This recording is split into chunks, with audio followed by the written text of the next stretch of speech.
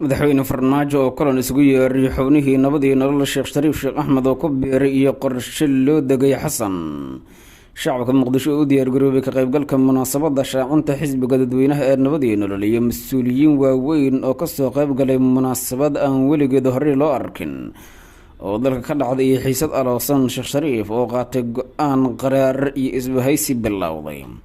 waa galwareedii warbixin cajiiba nabadii nolol oo dib u soo noolaatay iyo sidoo kale kulamo waaweyn oo magaalada muqdisho ka dhacaya xubnaha nabadii nolol ee la isu yeeray ee magaalada muqdisho kusoo wajahan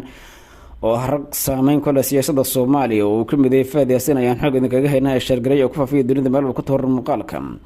youtube-kan galwareed TV soo subscribe garay sidoo kale qaybta fadlan ugu wadaag rabtidiina waa hagaag aan ku bilaabo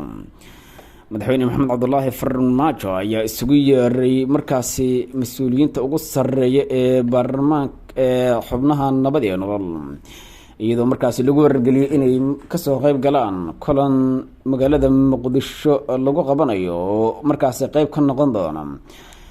ololaha xisbiga nabadii nolol dib loogu daafurayo iyadoo madaxweyne xasan sheekh maxamuud mucaarad adag lagu sameynayo sheekh shariif sheekh axmed ayaa sidoo kale kusoo biiray baarlamaanka dadka markaasi dagaalka adag la galaya xasan sheekh maxamuud madaxweyne farmaajo ayaa ku wargeliyey sheekh shariif sheekh axmed in hadda ay tahay waqtigii la badbaadin lahaa soomaaliya uuna badbaadin dalku ka sugayo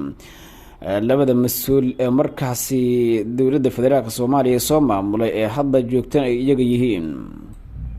sheekh shariif sheekh axmed ayaa wacda ku maray inuu garab istaag ku siinayo in markaasi si weyn dagaal adag loola galo xasan sheekh maxamuud oo lagu eedeeyo inuu haadaan kasii horidayo soomaaliya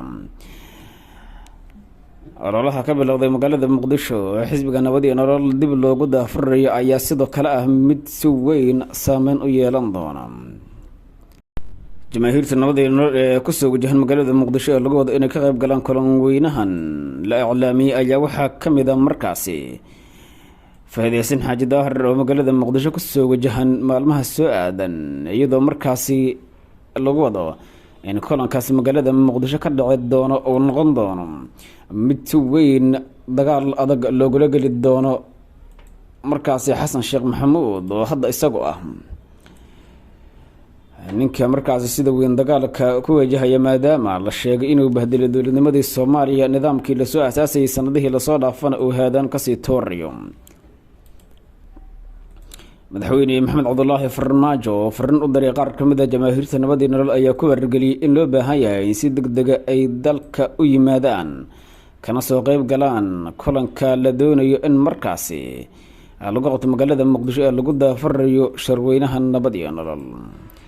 nabadii nolol oo ah markaasi xisbi si weyn jamaahiirtiisa uga howlgalaan magaalada muqdisho isla markaana diyaar u ah in uu badbaadiyo qaranka sanadihii lasoo dhaafana maamulayay soomaaliya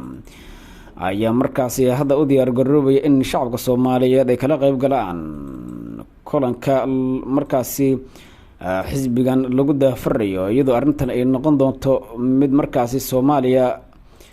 looga baahan yahay in ay la jaan qaado dunida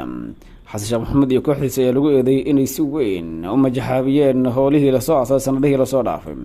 shacabka soomaaliyeed ayaa kusii qulqulaya xarunta xisbiga nabadii nolol ee guriga madaxweyne farmaajo ka degan yahay magaalada muqdisho